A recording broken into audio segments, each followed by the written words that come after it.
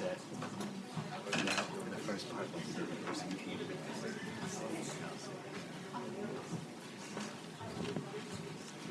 This is set up.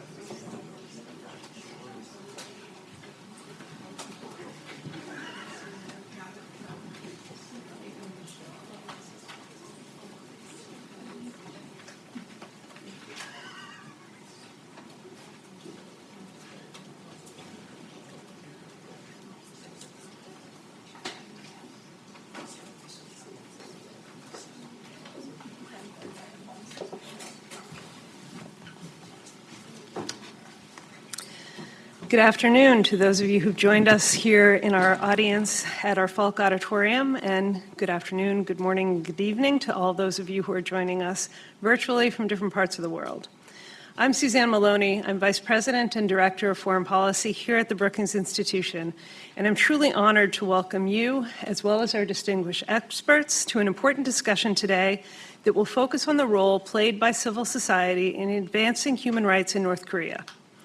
We are especially pleased to be joined by Ambassador Shinhwa Lee, the Republic of Korea's Ambassador for International Cooperation on North Korean human rights. Ambassador Lee is only the second person to hold this important position, which was vacant from 2017 until Ambassador Lee's appointment last year. North Korea continues to rank near the bottom of the report produced annually by Freedom House, Freedom in the World. In 2023, North Korea received a score of 3 out of 100 on political and civil liberties, reflecting the grave human rights abuses that the Kim regime continues to commit. Although North Korea's nuclear program and its missile test continue to draw the attention of the media and policymakers, NGOs and activists have ensured that the international community does not forget about human rights in North Korea.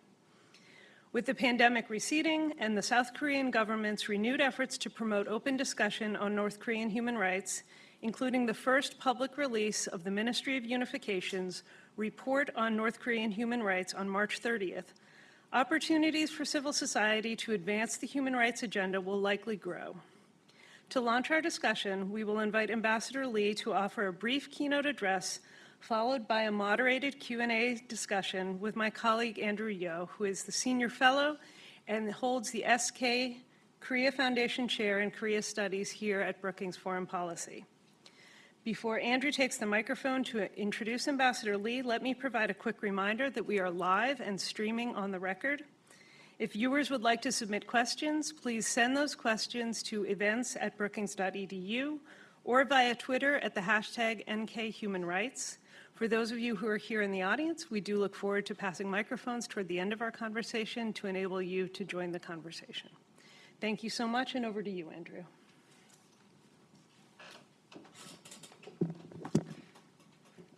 Thank you, Suzanne. And on behalf of the Brookings Institution, the Committee for Human Rights in North Korea, and North Korea Freedom Coalition, it's a pleasure and honor to introduce Ambassador Shinhwa Lee, South Korea's Ambassador of International Cooperation of North Korean Human Rights.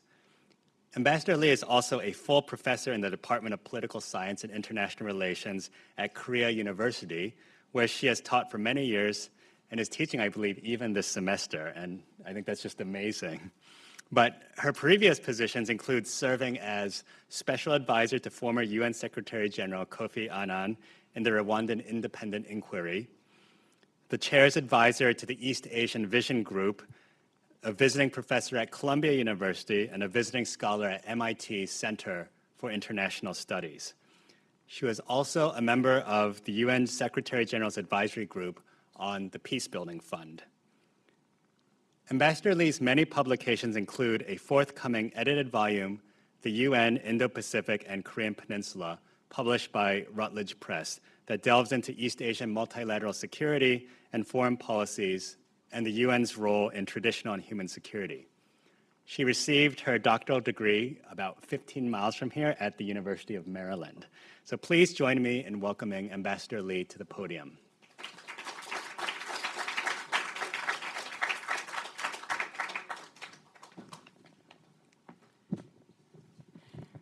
Thank you, Vice President Susan Maloney and Professor Andrew Yeo, and all the Brookings staff who just make this event happen. So I truly appreciate it. And also let me take this opportunity to congratulate the 10th anniversary of the establishment of the Korea Chair at the Brookings. Well, in interest of time, I prepared my speech note, so I'll just quickly read, and then I'll just happy to take a Q&A afterwards. There have been a great deal of speculation and controversies surrounding the North Korean human rights issues. Some have used those issues for political purposes, leading to greater politicization. However, what is clear is that the North Korean regime has ignored the rights and freedom of its people. In comparison to other dictatorships, North Korea's human rights situation is clearly more dire and serious. North Korea's food, health, and information rights are almost at their worst level, and all of these are the result of the political policies favored by the Kim Jong-un that prioritize regime security over its own people's security. There are many areas human rights are severely violated, but take just a few of them in the interest of time. First, basic rights set forth by the UN Declaration is missing in North Korea. According to Freedom House 2022, the index, North Korea's political and civil rights respectively were given score of 0 out of 40 and 3 out of 64 economic and social rights. So it combined when it was a score of a 3 out of 100. There are only 4 countries that were rated lower than North Korea. Number 2, right to food is missing. It is known that North Korea experienced an annual food shortage of 800,000 to 850,000 tons of rice. Within less than 2 years, North Korea launched almost 100 missiles, including 71 last year alone. According to unification of the Ministry of Unification of Korea, the country was able to purchase 1 million tons of rice, which was enough to cover the annual food shortage with some surplus. The cause of food shortages include the failure of policy, such as COVID-19 lockdown, market controls, centrally planned grain policies, and prioritize the food distribution for military and nuclear workers. Third, right to information is missing.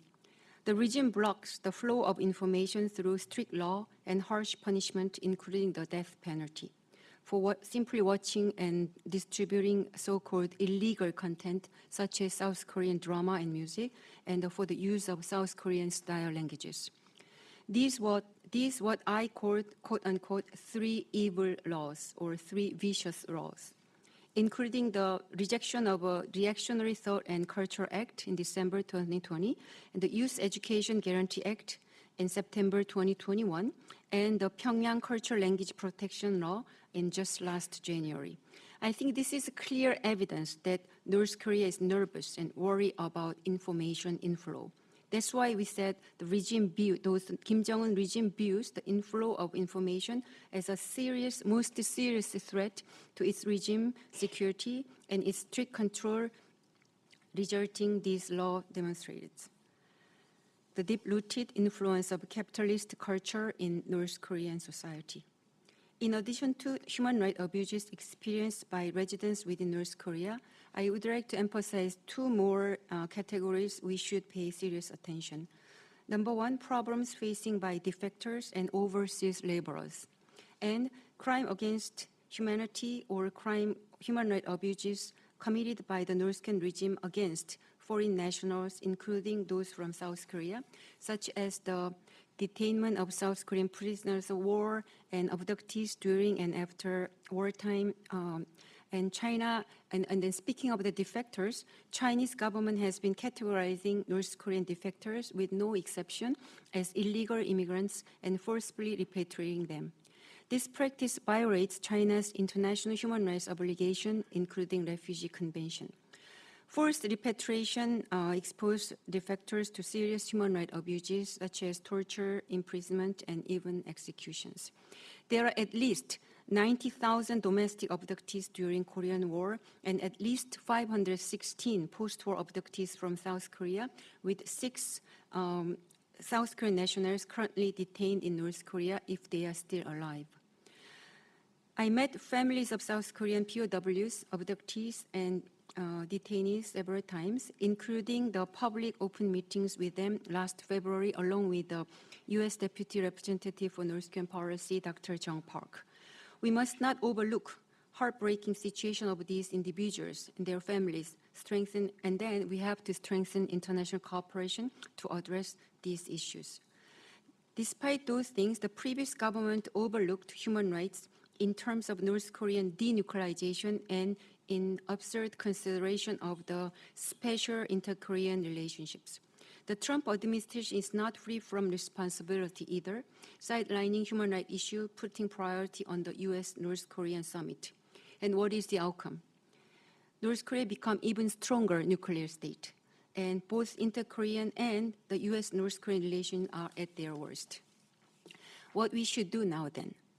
As long as Kim Jong-un remains in power, the North Korean regime will not give up its nuclear weapons and missile programs and persuade the U.S. to acknowledge North Korea as a nuclear weapon state.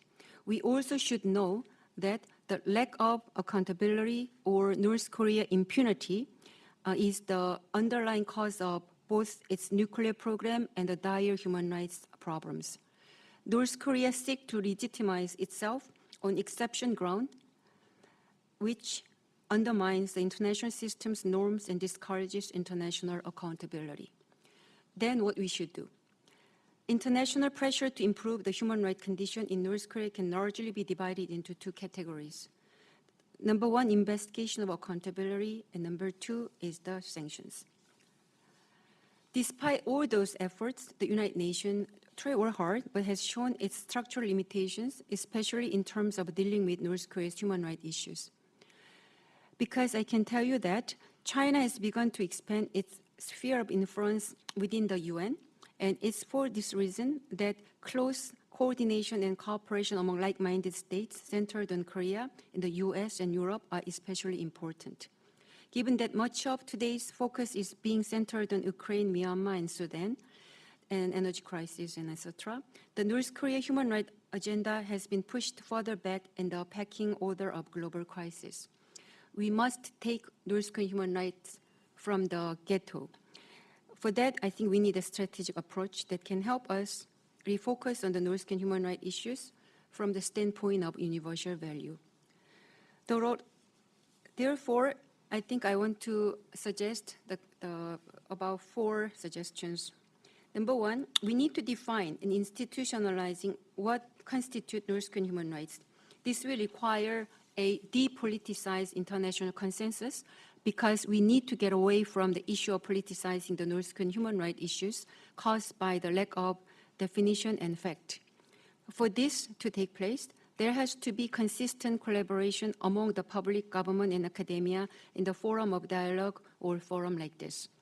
In other words, there has to be an effort to establish a consensus regarding the North Korean human rights situation and or language that is not influenced by political inclination of the Korean leadership. Second, human rights issue is not a switch that can be turned on or off depending on domestic or international political conditions, as Andrew and Roberta Cohen was talking in Brookings online journal. North Korea's military provocation and human rights violation are two sides of the same coin. Its weapons development has a negative influence on the livelihood of North Korean citizens. Moreover, human rights are an Achilles heel for the North Korean regime.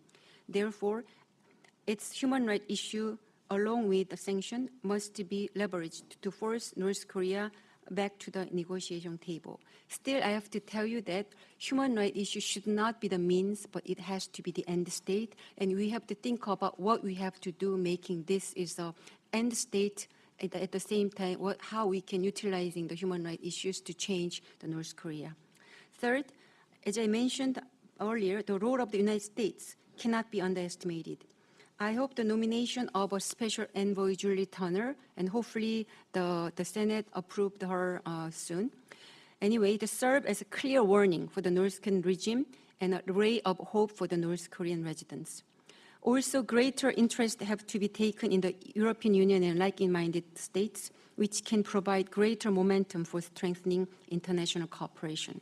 Fourth, in order to better deal with the situation, we must acknowledge the structural limitation of the UN, as I mentioned earlier, and try to come up with a new platform outside of the realm of the United Nations. Therefore, cooperation and solidarity among like-minded countries are important. But at the very same time, there is a growing need for a strategic approach to convince and engage unlike-minded countries as well.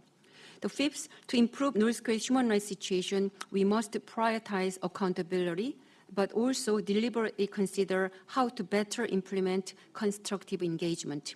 Constructive engagement, dare I say, including humanitarian aid, does not imply that we should revert back to the definition provided by the previous progressive government of Korea and focus on humanitarian aid while ignoring human rights issues. Rather, it means that we need to come up with a better way to provide humanitarian aid and draft a more efficient and effective overall strategy to fundamentally improve the lives of North Korean citizens. Since North Korea's human rights violation fundamentally involve the North Korean regime, we must create a checklist on how the international community can approach the issue with a unified voices and not only pressure the North Korean regime, but to engage constructively to figure out how to resolve the fundamental problem of human rights violation taking place in North Korea. So, instead of just feeling sorry for North Korean people, this is my 6th point, sorry, I have 2 more points, and defectors, we should recognize that a new MZ generation of North Korea is growing up, and they can offer new ideas and energy to tackle long-standing issues like human rights in North Korea.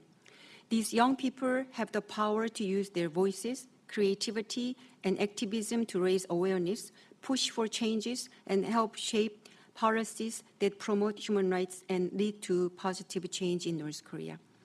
Given these points, there is a great expectation for young North Korean defectors to play a key and significant role, like Lee Hyun-sung, who we have here now. In conclusion, 2 things. The Yoon Suk-yeol government of Korea believes that North Korean human rights is a crucial issue that cannot be overlooked in terms of North Korean denuclearization process. In this sense, I want to emphasize the importance of mainstreaming human rights, or if I can quote the Greg Scarlatti and Susan Short's term, human rights upfront approach in politics and strategies dealing with North Korea, including denuclearization process.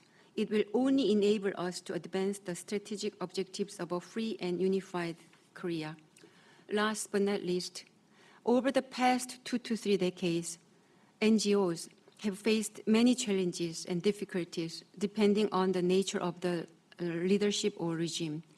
Despite this, I would like to express my sincere appreciation and respect for the dedication and mission and passion of domestic and international NGOs who have worked hard and tirelessly to improve and resolve North Korean human rights problem. Without you, NGOs, the situation would have been even darker and much painful. I understand that there has been relatively more attention and support for North Korean human rights NGOs recently, but there are still concerns and doubts among some NGOs about facing new difficulties due to various situations. I hope that the government and international community will continue to support and sponsor them so that their purpose will not be frustrated in any moment of political change in the future. I also hope that NGOs will reflect on their activities over the past decades and make more efforts and mutual cooperation to achieve more creative, constructive, and practical results by incorporating the young voices as well. I will join you on this difficult but meaningful and necessary journey. Thank you very much.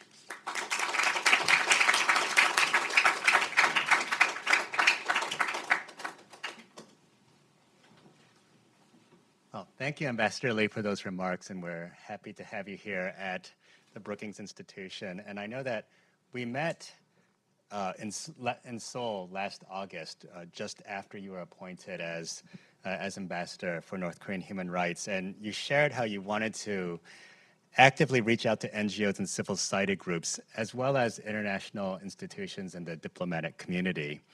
And so now this is 8 months later, fast forwarding to today, have you been able to reach out to both of these groups? And I know your position title says Ambassador for International Cooperation, but you just mentioned that there's that NGOs and civil society have a relevant role. So have you been able to reach out to both groups, and if you can maybe share what your primary goals have been the first year as the ambassador? Okay. It's been almost 9 months, not 8 months. 9 months. Although I feel like I spent more than a couple of years to do this.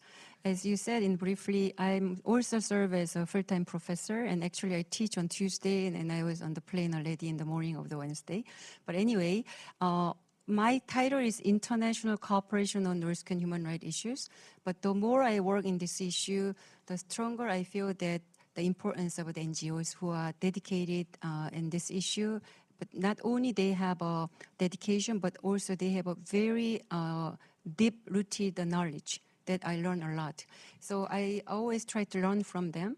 But in the meantime, I try to listen to what they have to offer.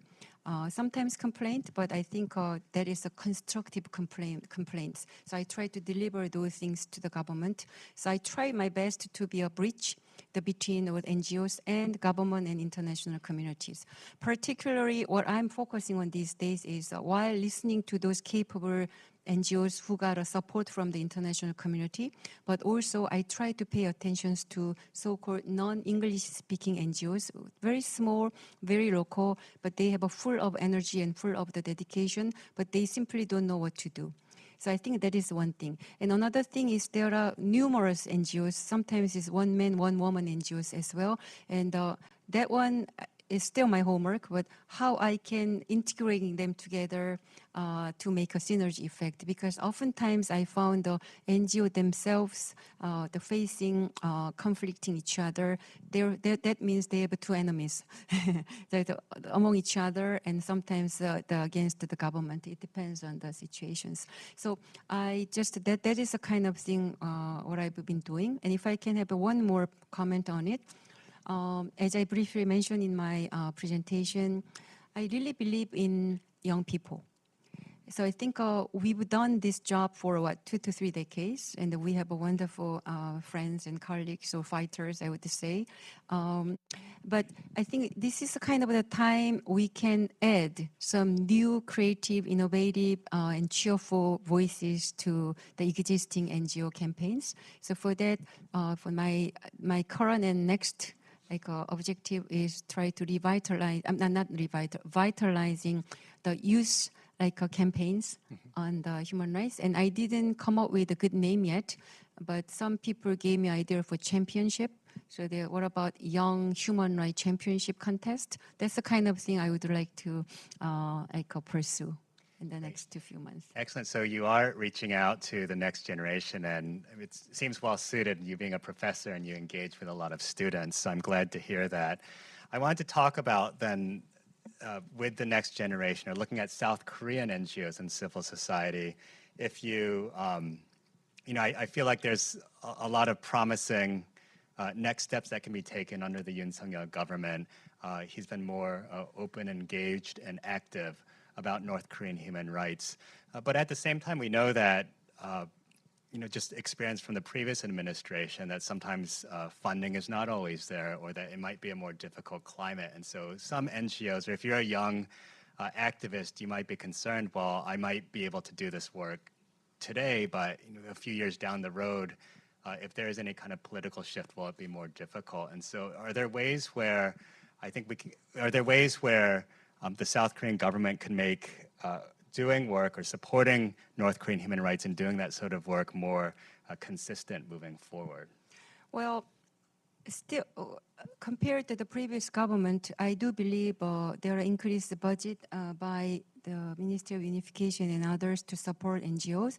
But to make that kind of support more sustainable, regardless of the regime change and etc., I think we really need to establish the North Korean Human Rights Foundation.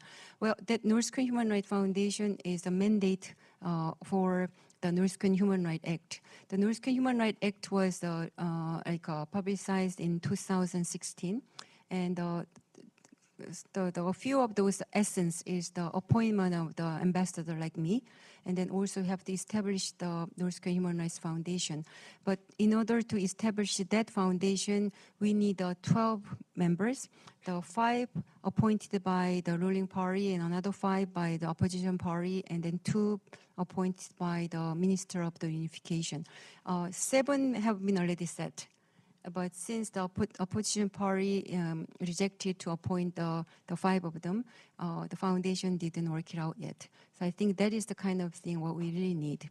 And the President Yoon is very dedicated. As you know, the first official government report on North Korean human rights issue just released, and the English version will be available by the 25th, right before his state visit to the Washington, D.C. Right, and I believe that's the first time that the Ministry of Unification has released that North Korean human rights report for the public. And I think that is important because it allows for more public debate and discourse engagement on North Korean human rights, so that's not just an issue among progressives or conservatives, but it's understood as an important issue for all South Koreans. You kindly said that you'd be willing to take questions from the floor. I have more questions, but I don't want to monopolize the time here because I know we have our panel afterwards, so maybe we could take a couple questions from the audience. So if you have a question for Ambassador Lee, if you could raise your hand, if you could briefly identify yourself and your affiliation, and then ask a question, not give a statement, that'd be appreciated. So we'll take 2 at a time. So up here and then the back. Hello, thanks so much for being here. I'm Jinu Lee, the co-founder of the Young Leader from the Korean Peninsula, and at the same time, the master's student at Georgetown University School of Foreign Service. So I have a question regarding the depoliticization. As Ambassador pointed out, I think depoliticization is a key for the future, which is at the same time a challenging issue. So what would be the South Korean government and civil society in South Korea to take a step forward to depoliticizing North Korean human rights issues in a long-term goal? And what would be the young professionals and youth groups' role in depoliticizing the North Korean human rights issues for the future direction? Thank you. Okay, and then one question in the back. Hello, my name is Anne. I'm a program officer at IRI, International Republican Institute. So you talked about CSOs and youth roles and what an important role they play. We also agree with that, and so we try to make a little change if possible and have projects that are focusing on that. So my question is for Ministry of Unification or for you yourself, what are certain strategies you have in collaborating with organizations like us, and any advice that you would want to give to us? Thank you. So a question about depoliticizing North Korean human rights, especially with the youth, and also working collaboratively with organizations like IRI. Well, for the second question first, I had an opportunity to meet with your colleagues, right, today and yesterday. When we're talking about NED and IRI and NDI, I think they did a very important role, particularly when Korean NGOs are having a difficult time with the past progressive governments, right? So for that, I really appreciate and respect for your support and all those things for the Korean NGOs. But to continue those things, I don't think I'm in a position to speak for my government for that part, but still I'm just slowly but carefully to build up some kind of linkage between those groups and our unification ministry and some foreign ministries as well, to build up some kind of conference or I would say festival or event. To maybe the common denominator can be the youth participation, what I call youth outreach programs. So if I can build up some kind of idea, I had a very good discussion with the 3 institutes, representatives or presidents. So hopefully I can come up with some good ideas for that. And together with the Korean government and your NGOs groups, by help of some academias, I hope I can make some new style of event advancing the North Korean human rights issue. Depoliticization issue, to be honest with you, although I'm a professor of political science, it is very hard to depoliticize those issues. And Korea is such a divisive, and I think it's not only Korea is a divisive. And if I can quote Susan Short's the previous interview with the Korean newspaper, she said, so the United States is as divisive as Korean society, but still when it comes to North Korean human rights issues, the US is a blessing because Republican and the Democrat on the same page. But unfortunately, it didn't happen in Korea yet. But if I can somehow make us some solution, although it might not work well, if international pressure and cooperation are there to make the South Korean government to play the key role.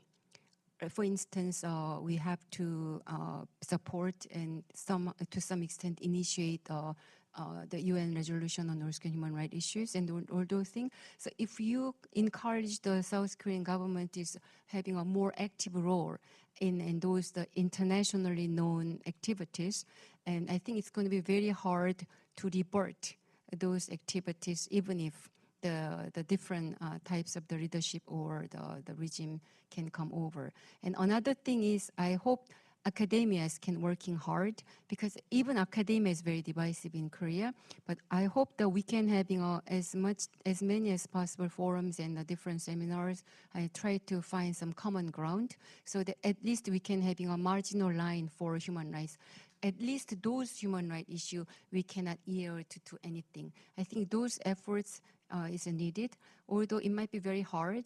But if we keep saying about depoliticization is the last thing we have to pursue when it comes to universal value of the human rights, I think that should be the beginning. I know there are other hands in the audience, but in the interest of time, we're going to have to move on to the next part of our program. But I'll acknowledge the hands I saw and hopefully get you in the next round for the panel. But at this time, if we could let Ambassador Lee off the stage and if the other panelists can join me up here. So thank you again, Ambassador Lee, for your remarks. Thank you very much.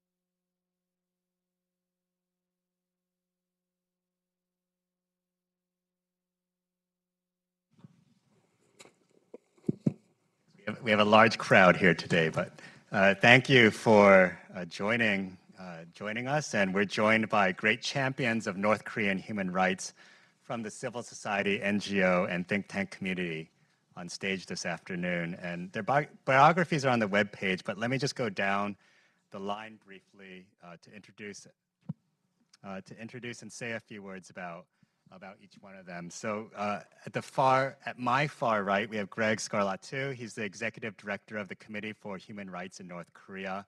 It's also worth noting his background that he was born and raised in communist-era Romania during the time of Ceausescu, so he's no stranger to political oppression. He's also the first Romanian to ever receive a bachelor's degree in South Korea at Seoul National University, the International Relations Department, so you can see how that background has formed his history. He's now a naturalized U.S. citizen, so I'm glad to have him here again at Brookings. Next to him is Suzanne Schulte. She chairs the North Korea Freedom Coalition. She's also the vice co-chair of the Committee for Human Rights in North Korea and chairwoman of Free North Korea Radio.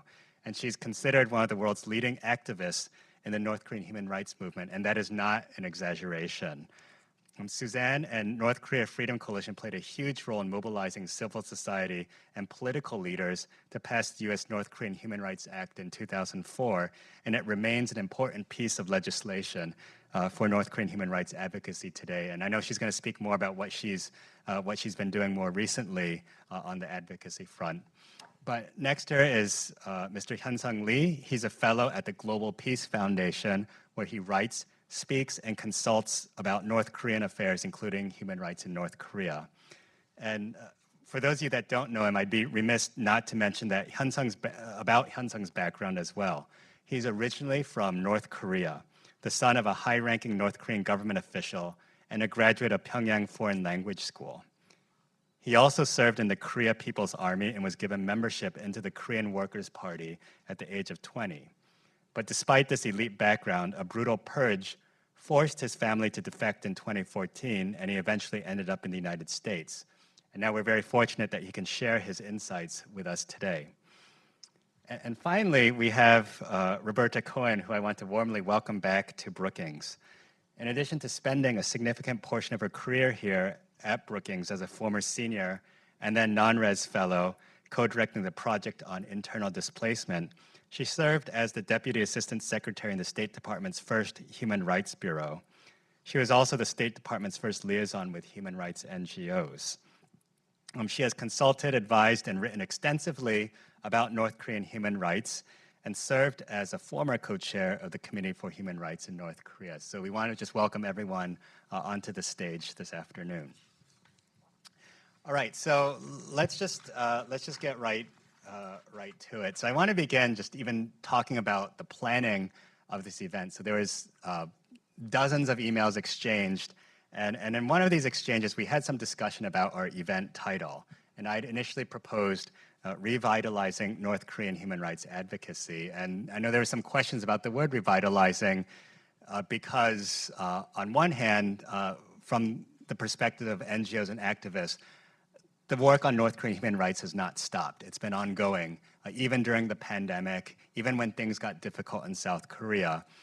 But at the same time, I wonder if we're entering a new phase of NGO activity and advocacy now that the pandemic has mostly passed away, and with new appointments of North Korean human rights representatives at the UN, in South Korea, and hopefully soon in the United States. So I might first turn to Greg. So Greg and Suzanne and I had this exchange, but maybe Greg and then Suzanne, if you can share your perspective on whether if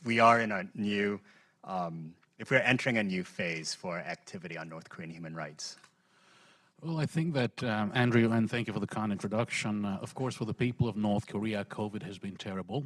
In absolute terms, the situation may be as bad as it was in the 1990s. In relative terms, they've acquired the survival skills that enable them to get by.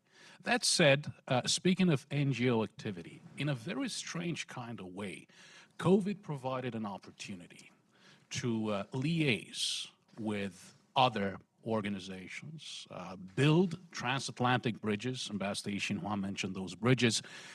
In our case, we managed to establish some very good contacts within the European Parliament and within the European Union. Just a few weeks ago, MEP Lukasz Mandl and MEP Mikhail Huchevend, they're both on the Korean Peninsula Committee at the European Parliament, co-hosted an event with us in Strasbourg, France. Ambassador Lee Shin-hwa very kindly joined events we co-hosted in New York City and in Geneva. So we spent 2.5 years building up these relationships, and it's really paying off now, I think. So it was just a different phase.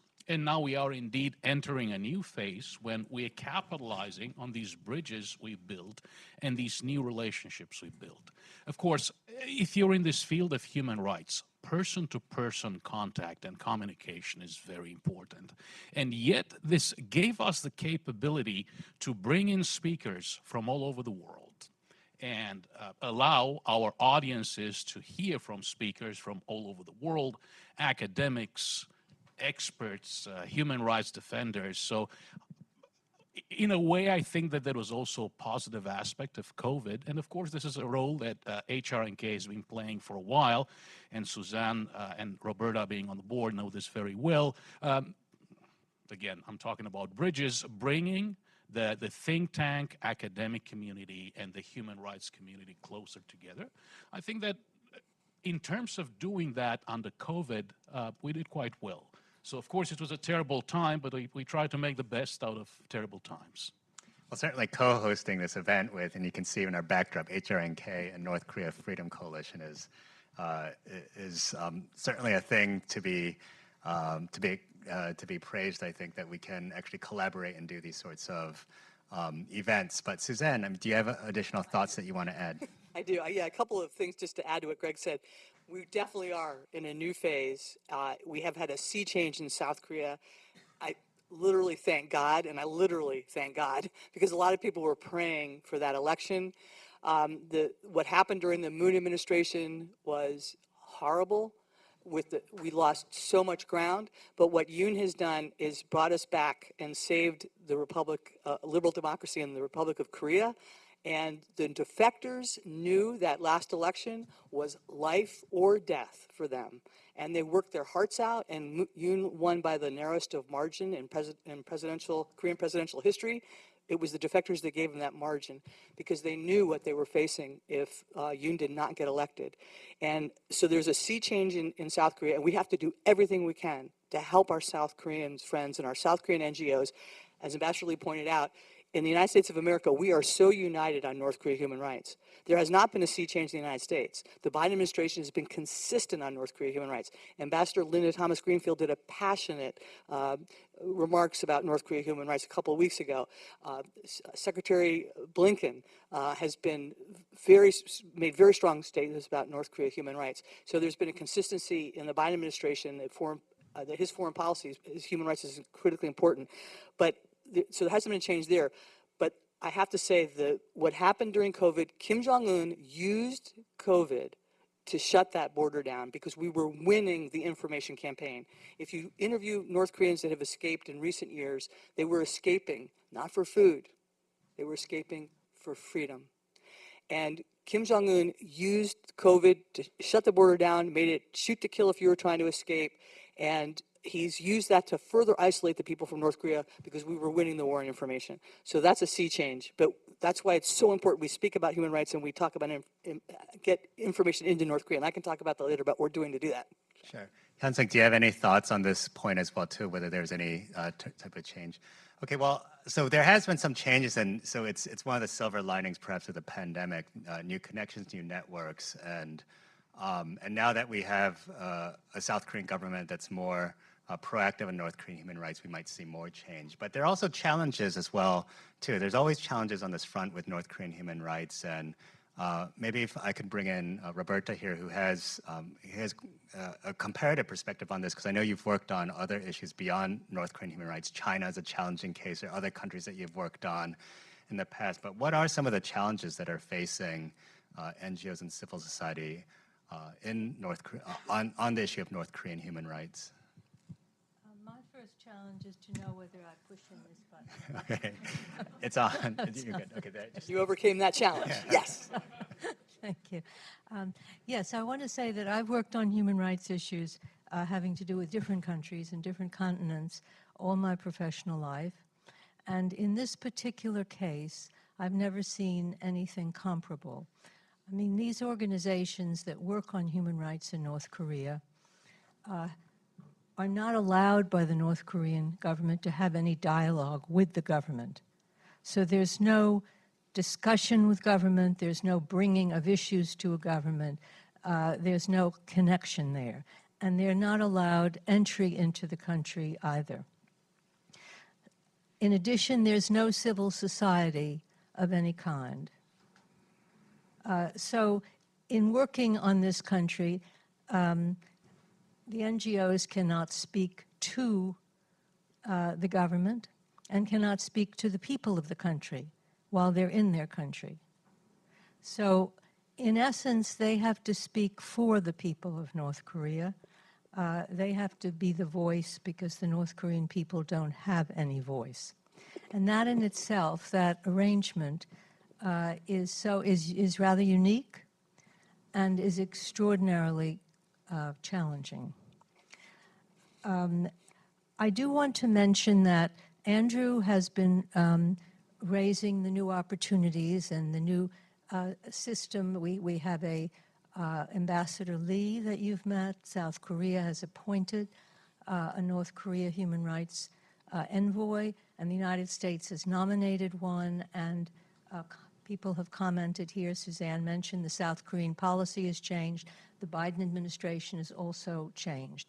But there are tremendous barriers now that are new, and that basically is the tremendous sea change in international relations at the current time. The U.S., China, I don't know what to call it, but the tensions in that relationship have, and the Soviet, that dates me, the Russian invasion of Ukraine. You have Russia and China now supporting very closely North Korea, and North Korea working very closely with them. And this has made the North Koreans even more impervious to human rights pressure from the outside, and has also made their positions seem almost more legitimate. For example, at the UN, they get a lot of support now, even more than they did before, from China and Russia. And so you will find China very actively making sure that the Security Council will not refer the North Korean case to the International Criminal Court, that the Security Council will not have a full meeting, and if there is a meeting, even unofficial, they will block the broadcasting of that meeting. So this is a new development. Ambassador Lee mentioned a sphere of interest, but I can just tell you from a personal experience of my own, of having a member of the Secretariat staff who was from China tell me that it's time I stopped talking about certain issues on North Korea. I know that the former special UN rapporteur on human rights in North Korea was told by the Chinese to stop talking about China's forced repatriation of North Koreans. So we have a tremendously challenging situation developing, and I think that we have to we'll have to deal with. And in addition, the models of this country, of these countries, Russia has just sentenced a leading dissenter to 25 years in prison, dissented from the Ukraine war. They've also been cracking down on all their civil society, and all the NGOs, some of them that I knew, are now not allowed to be operating very much. Memorial was one. I used to do work with Andrei Sakharov, who was one of the founders of Memorial. And China has been cracking down as well on its civil society. They just sentenced to 14 years a human rights lawyer. So we're in a new situation. I don't know what we would call it.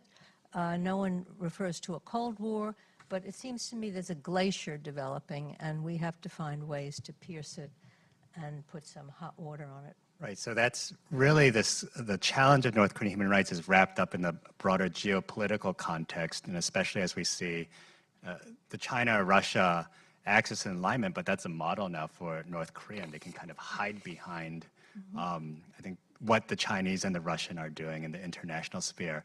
But if we turn to challenges more on the grounds and what activists and NGOs, civil society are facing, I mean, what are some of those challenges? And I thought I might turn to Suzanne and Hyun-Sung to let us know what the challenges on the ground are. If there are plenty of challenges at the international political level, but maybe Suzanne, if you can go first, and I'll give the mic to Hyun-Sung then. Yeah, when Andrew and I were talking about this before, he said, where's some of the challenges NGOs face and that you face? And I said, not getting arrested. And I'm serious, but because of the anti-leafleting law in South Korea made it illegal for some of the work we're doing. But I can tell you, I promise you this, we've never stopped. And thanks to people like you, we are able to broadcast into North Korea every morning and every evening in a unique partnership between freedom-loving Americans who finance 100% of the transmission costs of free North Korea radio, and the North Korean escapees who produce all the programming. And we're the #1 media website for North Korea in South Korea. And when you interview people who have escaped, we're the #1 radio program broadcasting in North Korea. And we're not competing with anybody else. I love RFA and VOA and everybody else, SBS, KBS. I think the more information going in, the better. What's unique about Free North Korea Radio is it's targeted to the people. It's targeted to the elites. So we know that the elites are listening because they have to know what we're saying. But Kim Jong-un has responded directly to the broadcast. And we never stopped during COVID, despite everything in broadcasting. We did have to curb some of our activities because we're involved. I think we should be reaching the people in North Korea by all means possible, by land, by air, by sea, giving them the truth. People in that regime, they wake up every morning, what's their choice in life? Your father, death, or being a slave to Kim Jong-un. That's what they face. And what we're trying to tell them is we don't have a choice. And I'm pleased to tell you, I'm going to just read one thing. We just dropped 110,000 leaflets that we know we tracked them by GPS that reached North and South Hamhoi province. The leaflets were a message from the people. And the last line is, you poor people who became the slaves and rice worms of hereditary rule, know that unless we end this now, there's no future for our people. So we're appealing to people inside that regime to do what happened in his country, in Romania, your former country, when they got rid of Ceausescu. The people did it, and so we have continued to do that work, but it has been more of a challenge because of the anti-leafleting law, which deprived South Koreans of their civil rights to impart information across borders. That's an unconstitutional law. And I will say one more quick thing, and that is that we know that there are people in the regime that want to see change. We know that. And when we don't talk about these kinds of things, we don't give them any hope. And we need to give them hope. And we need to let them know that we are not their enemy. And that's why these information campaigns and talking about human rights up front are the most important things we can do for the people of North Korea. Especially because of the challenges that Roberta was talking about of what's happening at the UN. But this is us to them directly. Yeah, so Hyun-Sung, I know that we had also talked about the status of North Korean refugees that are currently detained or in limbo in China since the pandemic. And I don't know if you can maybe speak to that about what role defectors are doing. And then another point that I want to raise is that because of the pandemic border lockdown, there haven't been as many defectors coming to South Korea. I mean, it was already decreasing under Kim Jong-un because he'd been much stricter about border control, but it came to just a few dozen, I think, in the last couple of years. And if that has any impact on the North Korean human rights movement, because of course, there is no North Korea civil society per se, and so a lot of times it's the defectors that are doing the work, legitimizing the movement and being the voices for North Koreans. But if there are not that many North Koreans coming across the border now, what does that mean for North Korean human rights advocacy? Hyun-Sung? Yep. First of all, I would like to thank you, Brookings Institution and Dr. Yu and Ambassador Lee for facilitating this wonderful event. Regarding the numbers of North Korean escapees, we've seen increasing numbers since early 2000 until the Kim Jong-un took office. From the 2010, and we haven't seen the decreasing numbers, but we saw dramatic drops from the COVID lockdown. So there are a number of contributing factors that the numbers has been drastically dropped. The regime, Kim Jong-un, strengthened the border control, strengthened the border guards, and then increased the punishment of the border guards who take the bribe and let those Korean people to escape, and then put a lot of electric wires and cameras to monitor or control them. And also, they put mines on the route of escape. I think North Korea is the only country who put mines targeting its own citizens. And so all these combined efforts, contribute to drastic decrease of numbers. But that lead us that we have massive challenges, such as for North Korean escapees, they have hard time sending money into North Korea to their loved families. And also, for North Korean people inside North Korean people, they have difficulty to access the food resources and the daily necessities. Previously, they acquired those things trading with China, but due to the COVID lockdown and the regime's intentional block all the border area, they have not enough the material to survive. And most importantly, so we cannot send educational material and information to North Korean people. Sadly, most North Koreans, they have no idea how their human rights and freedom are violated by the regime. And because of that, they cannot fight for their freedom and rights. So that's why we keep mentioning and encourage all the North Korean escapees and the human rights organizations to send information. What I'm saying is not just entertainment, K-dramas or the Hollywood movies, more educational material to enlighten them to find their freedom and rights for themselves. So that's, I think, it's most critical issue, because if we don't know what rights and freedom we have, then we cannot fight. So I think we should prioritize sending the educational material into North Korea.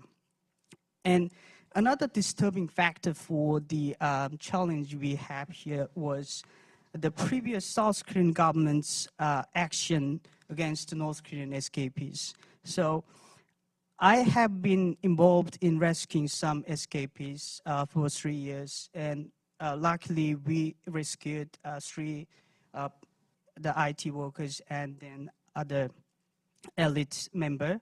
And while I was having a conversation with them, I found out that those people like considered as an elite, they are reluctant to go to South Korea because of the 2 fishermen's forceful repatriation. So that's for them is the number one consideration for defecting to any free world. But as you all know, escaping to South Korea is more the available option for any North Korean escapees. If you want to come to US, and you have to wait about a year for the refugee process. So, but we have lucky to many people helped those escapees. So, you know, these are the challenges we faced during the COVID. I'm wondering if the environment is changing in South Korea, if there may actually be more than defectors coming in despite the border lockdown, because I know some families look for brokers to try to get their family members from North Korea to South Korea. I want to shift gears a little bit, because I know in the news and in the media, as often is the case, that when you hear about North Korea, you gravitate towards the nuclear, the missile tests, the cyber threats that are out there. But despite all these other tough challenges on the security front, you know, how do we best sustain our attention to North Korean human rights? And you know, why should we adopt a more comprehensive policy approach to North Korea that takes into account human rights? And I know, Greg, that you were part of a team that put out a recent report, so maybe you can comment on this. And I'd love to get Roberta's thoughts on this as well too. So Greg? Thank you, Andrew. So Roberta said it geopolitically is very difficult because there is this ever-deepening rift between status quo powers and revisionist powers, such as China, Russia, and their allies, that makes it extraordinarily difficult. Also, I think that there's still a gap between the security, military, political security community and the human rights community. And those who look at security issues, and these are very serious issues, nuclear weapons, they just launched the Hwasong-18, the first ever solid fuel missile. I mean, this is serious stuff. Millions of lives are at stake. We don't mean to be unreasonable by saying that we want to lead with human rights, but we do want to see the elevation of this issue of human rights, because there's a clear connection between North Korea's nukes, missiles, military provocations, and human rights violations. This is a regime that survives by means of maintaining its military, developing its nuclear weapons, developing its missiles, and keeping the elites happy through access to hard currency and luxury goods from the outside world, despite international sanctions. How does the regime procure the hard currency it needs? By means of oppressing, suppressing, and exploiting its own people at home and abroad. And we're now in the process, Suzanne and all of us are in the process of trying to assess how many North Korean workers there are still out there. There used to be 100,000 in about 40 countries prior to COVID. Now we're trying to assess the current situation. So we need to establish those connections. It is not easy. Again, the security community looks at North Korea, understandably so, through the lens of the realist theorist of international relations. I suffer from a bit of cognitive dissonance myself. I look at North Korea through realist lens, but what I do every day is to try to basically address this issue of human rights, ultimately in order to enact peaceful change from within, through information and all of the other means that have been mentioned today.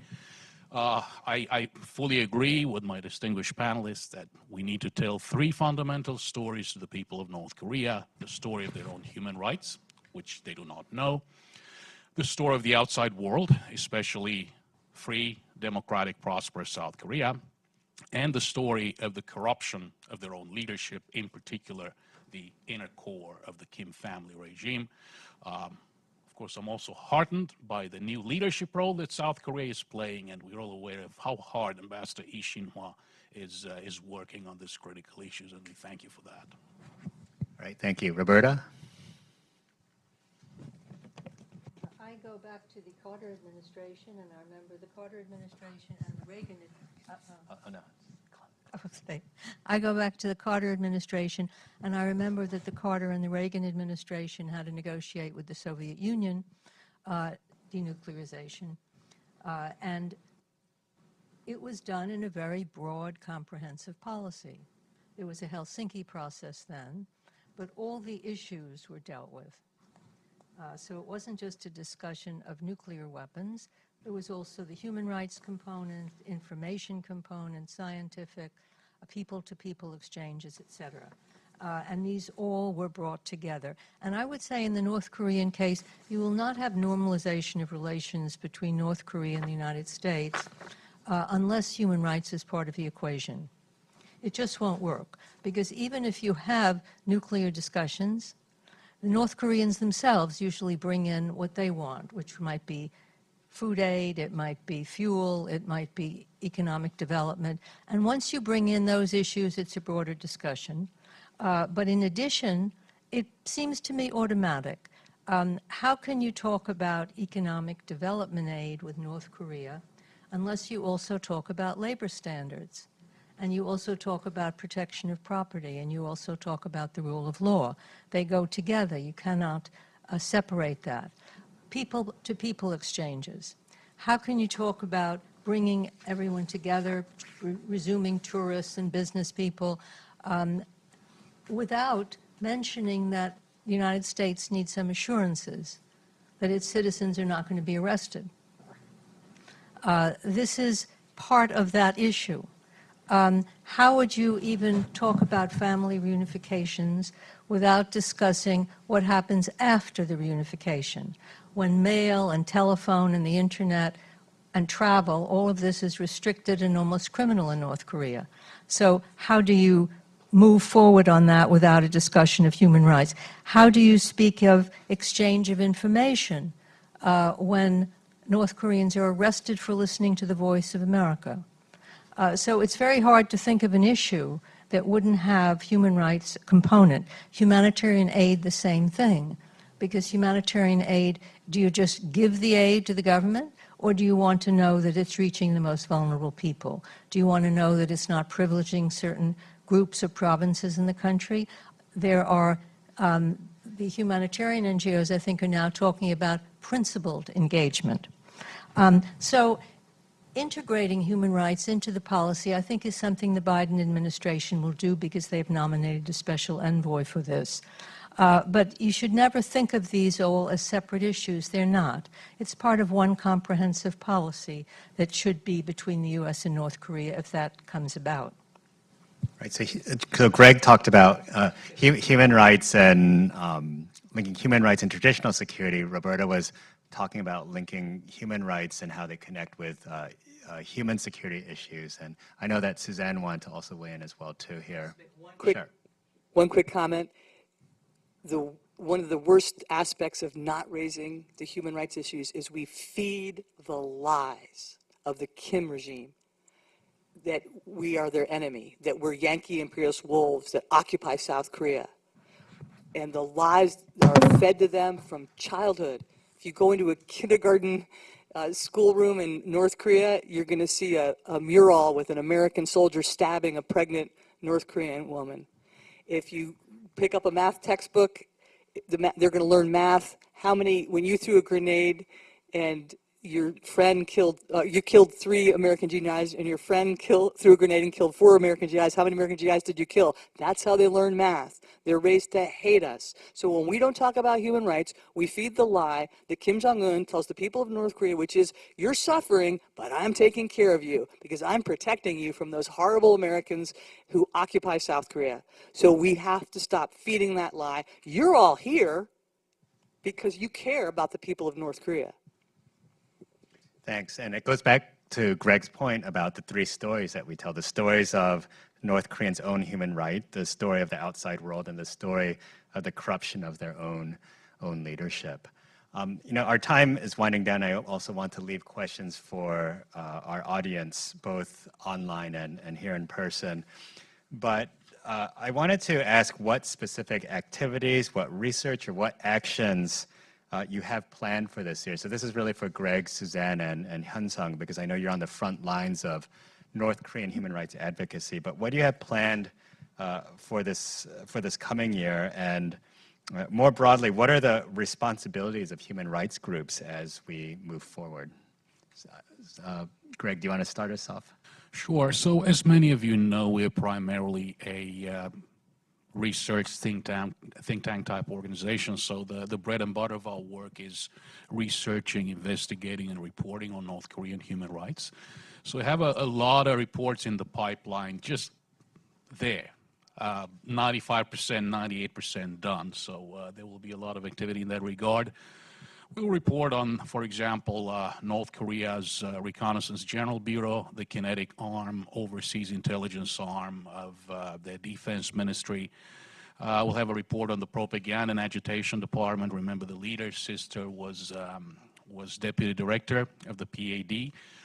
Satellite image reports, hopefully at least one of them highlighting the link between security challenges and prison camps, people in detention. And of course, we will continue because, of course, there is an advocacy element embedded in everything that we do. We will continue to press for a paradigm shift, a human rights upfront approach, a human rights first approach. As difficult as that might be, we're going against all odds, but we stand together with our wonderful board members, with Suzanne, with our co-chair emeritus, Roberta Cohen, and the others, together with our friends in the SKP community. So as difficult as that mission is, fundamentally, what we need is a paradigm shift. Suzanne? Things we're getting ready to do. Okay, first off, I was going to just reemphasize what Ambassador Lee said about the division, sadly, in South Korea over North Korea human rights. And I want to share just a little anecdotal story. When the anti-leafleting law passed under the Moon administration, that was a request from the Kim regime because we knew that the leafleting and the radio broadcasting, all the things we were doing was having an impact. The people of North Korea were far more informed than ever before.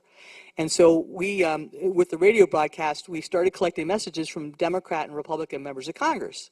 So, and we started broadcasting them on Free North Korea Radio. We've been doing this every New Year and every August 15th, which is the Korean Liberation Day, the 2 holidays that North and South Korea share and celebrate every year. So we've been doing this, and the defectors love it. And they love it because it's Americans saying, what would you tell the people of North Korea if you had the chance? So it's members of Congress, senators from all over the country. And the defectors loved it so much, they started putting these messages on flash drives and also sending them in, not just from Free North Korea Radio on the radio broadcast, but also sending them in on the balloon launches and the rice bottle launches and the water balloon launches. Water balloon launches are a new thing that the defectors have perfected. They're taking things in by water. It's a balloon that's got Kim Jong-un's face on it so the soldiers can't fire on it to sink it.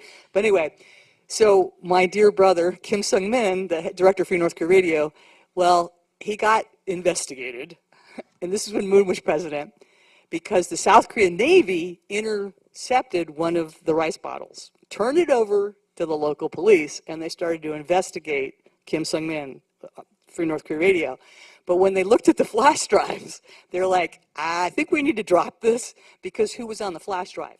Senator Edward Markey, Senator Chris Coons, Senator Marco Rubio, Senator Ted Cruz, Congressman Meeks, Congressman McCaw, who'd been chairman of that, respectively, of the House Foreign Affairs Committee, all these members of Congress, and they realized if they prosecuted him, that they would get some very angry responses from the American Congress. So I bring that up as just kind of anecdotal, but the power of information is so important. So we're going to continue to do that. We are also we just hosted, just to give you an example, we just hosted events in Washington, D.C., in New York, and I see Esther Kim right there, who is one of our translators. She's a member of the North Korea Freedom Coalition. Her niece just got arrested in Inner Mongolia as one of those refugees that's in a detention center in China. But we're going to continue to advocate for them. But I wanted to give you just a hopeful thing. We hosted these 4 people, including his sister, at the UN. But 3 of the women that we brought from South Korea, I just want to tell you this. It doesn't matter what that regime does to the people. They cannot destroy the human spirit.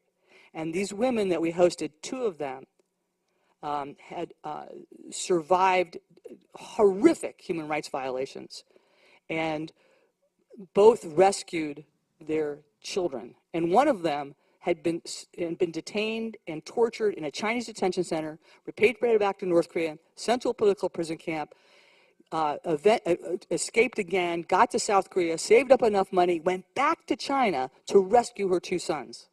Those are the North Korean people. And the other one was a woman who, she told me, oh, Suzanne, I was a smuggler. I was doing what Hyun was talking about. I was getting South Koreans, connecting them with their North Korean family members and helping them get remittances to save their family members. So I was a smuggler. I said, you weren't a smuggler. You were Western Union. You were providing a service. But she ended up getting tortured for 50 days in a detention center. And she said what kept her alive was her teenage daughter at home. That kept her alive. And then the other young woman we hosted, her mother rescued her. She thought she was a bandit. So those are the kinds of people that are the North Korean people, and no matter what that regime does, and all of them listen to K-pop music, and they watch soap operas, and they also talked about the leaflets. So all the things that Kim Jong-un tells you that he wants stopped are the things that we should be doing more of.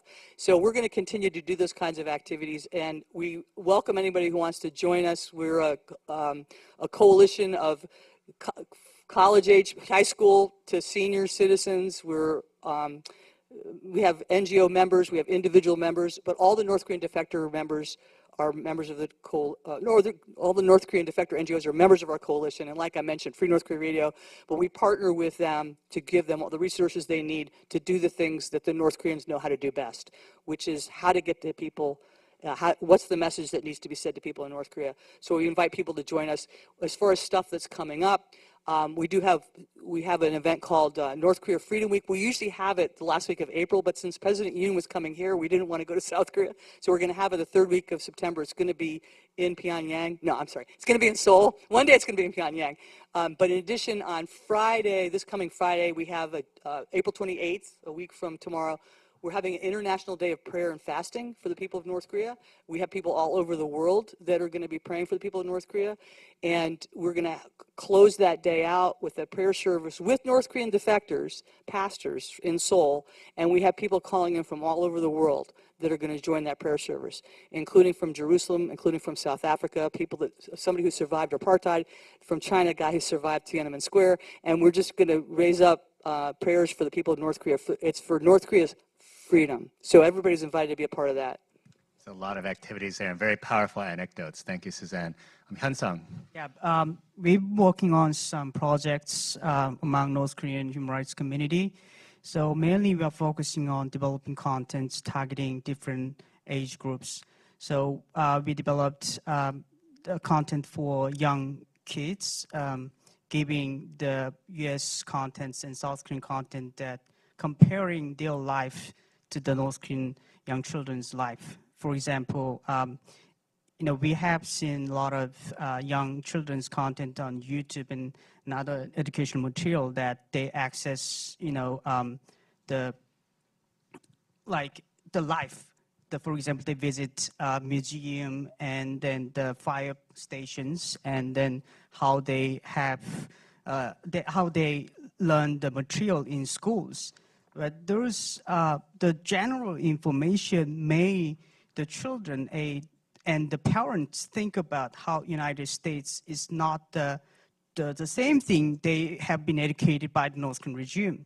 So I think this is really important that we give more general information to North Korean people. And another thing we do is targeting North Korean military people that how US military and the South Korean military conduct exercise and then how they train so that the North Korean military have no willingness or once there's some emergency that they should choose not to attack South Korea or, respond to the military action to the South Korean or US military. So that's mainly what we are doing.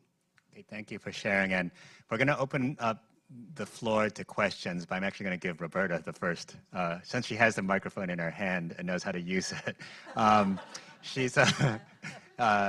So go ahead, Roberta. I wanted to ask a question really of Hyun-sung, but if either of the panelists want to answer. Do you think there are any signs of challenges from within North Korea? I'm thinking about in 2021, they adopted this law to restrict foreign thought and didn't want to have their youth engaged with South Korean music or dress or slang or whatever, and so they had to have a law about that. In addition, there's a new legal code I read in 2022, and that makes a new crime slandering the dignity of the DPRK. And then, of course, you have shoot-to-kill orders at the border if anybody wants to try to escape. When you look at that, it looks as if there may well be some challenges within. You don't have to know the Universal Declaration of Human Rights to know when you're mistreated or that you have a very unusually hard life and you know that it's different in other countries. Is there anything that you know in terms of information campaign, reaching people, and how much, this is the main question really about the North Korean people. Where are they in all of this? Yes, Hyun-sung, if you could give a quick response. To be honest, it is very difficult for anyone to challenge the North Korean regime's authority due to the severe punishment associated with the guilty by association. And if you once speak about the regime that the three generations, including son, daughter, grandfather, son, father, grandfather, will be executed, and then the relatives will be imprisoned in the political prison camp. So if anyone wants to challenge the regime, he or she has to risk whole families and relatives' life. So it's not easy decision for anyone to make such bold movement. But since we access the Korean information throughout the 20 years, I would say, we know South Korea is the better society than North Korea. But that's it. We don't have any other thoughts like how we can change our society or how we can Why do they need these laws then? because Are they just afraid of the young generation? yes, the access, increasing access of the South Korean content is threatening the Kim regime, because we think that, like, outside the world, they think that, ideological competition is over, but North Korea is still fighting for this ideological competition with South Korea. So that's why they are trying to block all the information from outside. Yeah, I was going to, Roberta, to answer your question, I wanted to share with you that the witnesses that we just hosted were important because the one that rescued her two sons and the one that got out with her daughter, they were the most recent. They came out in the most recent wave that got out before Kim Jong-un shut the border down. So we were asking them that very question about, the anti-reactionary law. Why? People are saying, why? Why? What is Kim Jong-un afraid of? Why is he so worried about us listening to K-pop music and watching South Korean soap operas? Why? They said, they asked, why is they so eager to block this information? Why is he so afraid of it? Why do they want to stop us from learning? And she said, we're human beings. No matter what they do, we're curious. We're curious about the outside world. We want to know about South Korea. We want to learn more about it. We wonder why. And we asked them about Kim Jong-un, because Kim Jong-un's daughter, Kim Joo-ae, like showing up for military parades and having a little ICBM necklace. Who gives their daughter an ICBM necklace? Anyway, but we asked her about that, and she said, well, when they introduced Kim Joo-ae to the public for the first time, North Korean women were not happy. They said she gets to grow her hair as long as she wants, and she gets to dress the way she wants. It's not fair. So anyway, I just bring that up because that's from witnesses that came out recently. But also, I can't wait for the South Korean report to get published, because there's been a dearth of information because of the Moon administration not suppressing all the horrible North Korea human rights violations that are happening. I think things are worse than ever. But I'm looking forward to that full report. I've only seen the South Korean, some of the translated articles, but I was fascinated by some of the things in there. Public executions for teenagers who watched listened to K-pop music and were doing drugs. Public executions for a pregnant woman because she was caught dancing and pointing to a picture of Kim Jong-un. Public executions of Christians, and the fact there was, I was fascinated by this report. I'm sorry, there's, get this. According to one defector, this is from the South Koreans report. It's not in English yet, but this is a translation. According to one defector in 2019, an organization that secretly operated a church in Pyongyang was arrested. The 5 people were publicly executed, 7 people were sent to a political prison camp, 30 people were sentenced to correctional labor, and 50 people, including their families, were forcibly deported, banished to rural areas. In 2017, 12 villagers were arrested and interrogated by the State Security Bureau for missionary work in North Hamgyong province. According to the testimony, 2 were imprisoned in a political prison camp. The remaining 10 were sentenced to correctional labor and charges of receiving money from a Christian group in South Korea and establishing a Christian base for missionary work. Now, why do I bring that up? By my count, that means there were 12 people operating an underground church in North Hamgyong province, and just under 50 people in an underground church in Pyongyang. That is amazing. But the reason why that's important is Kim Jong-un has set himself up as a god. So the most subversive thing that's happened is from the Christians, who say, no, guess what? You're not in this book. You are not God.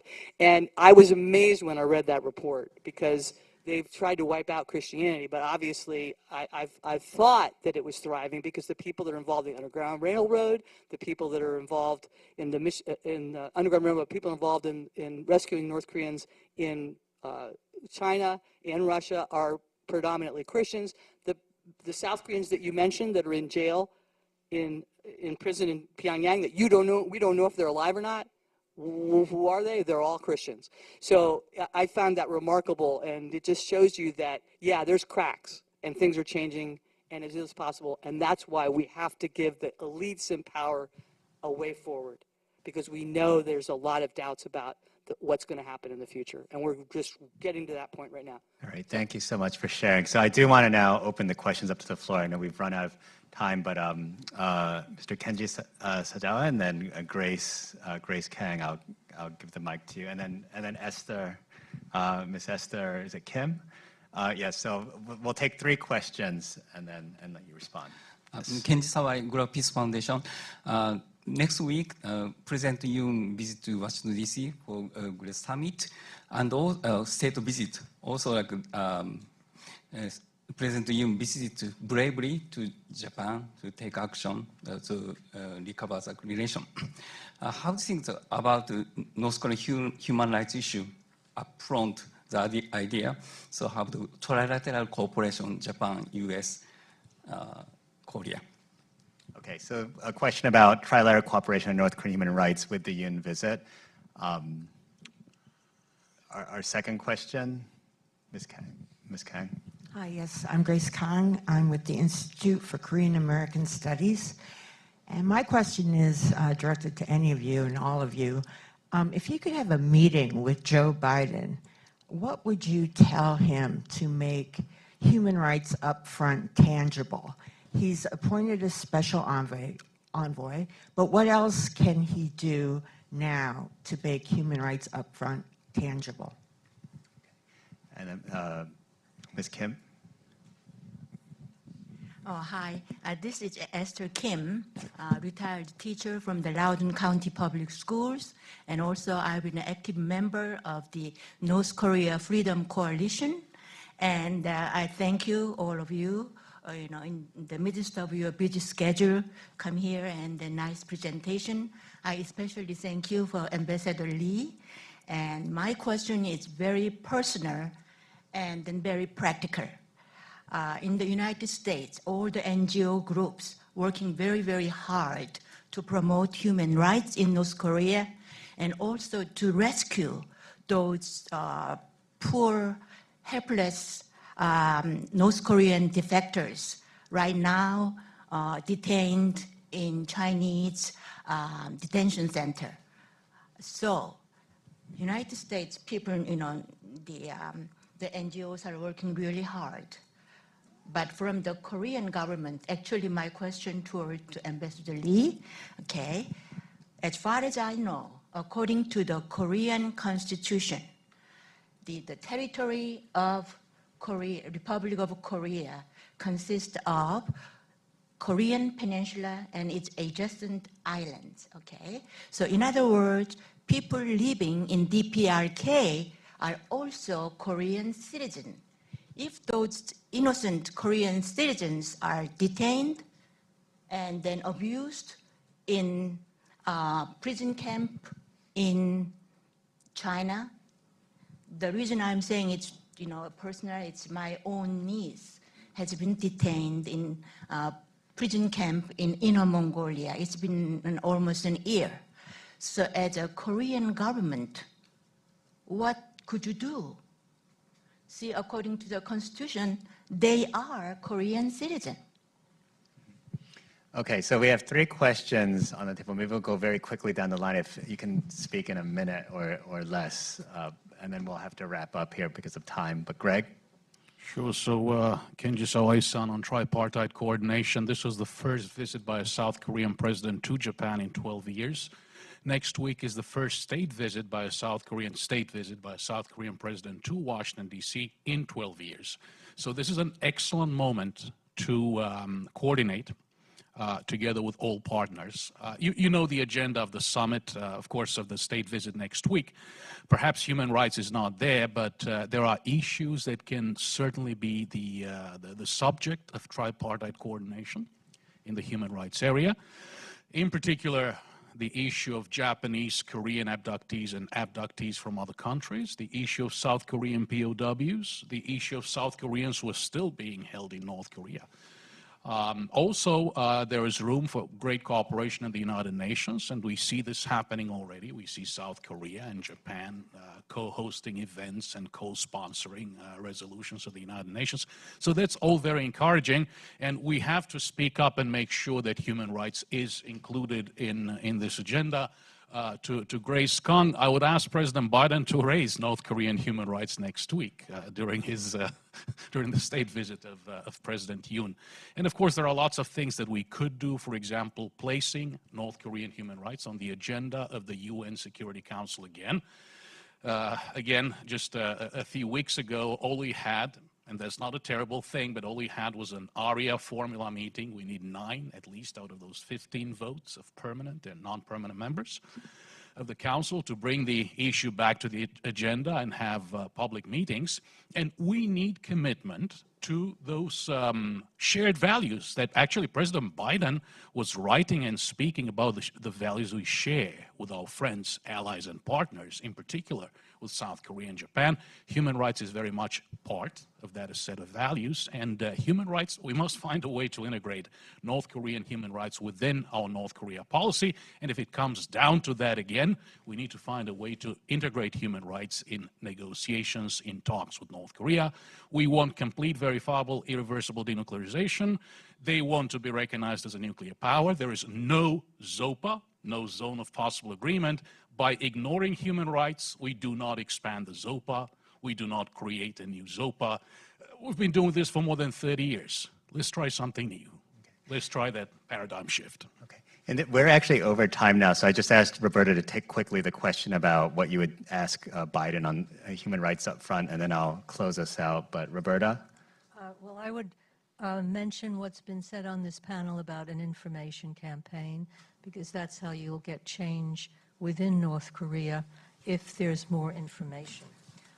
And I think whatever the United States can do or can get other countries to do in order to enlarge this information campaign, that would be very important. I also think the coalition should be enlarged.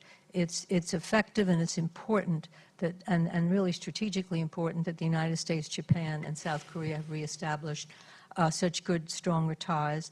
But I think they should enlarge that coalition. Everyone speaks about wanting votes at the United Nations. Well, whose votes don't we have? We really have to make much of an effort to reach African and Latin American countries and other countries in Asia as well, because those votes are very important, and we won't have the votes to get into, have a Security Council meeting unless we can reach those, and they seem to be not always on the priority list. Well, I guess and the other thing I would ask is whether the United States could please share more satellite information, because there'll be less information coming in because North Koreans are not getting into the South, and satellite information of governments can be much more precise, and to get information from the U.S. on prison camps and other goings-on in North Korea would be very helpful. All right. Well, thank you. And I know there is one question directed at Ambassador Lee, but unfortunately we're out of time, so maybe you can chat afterwards. I want to thank Ambassador Lee one more time for joining us this afternoon despite her busy schedule. And also, if we could give a round of applause for our panelists here for giving their time as well. Thank you.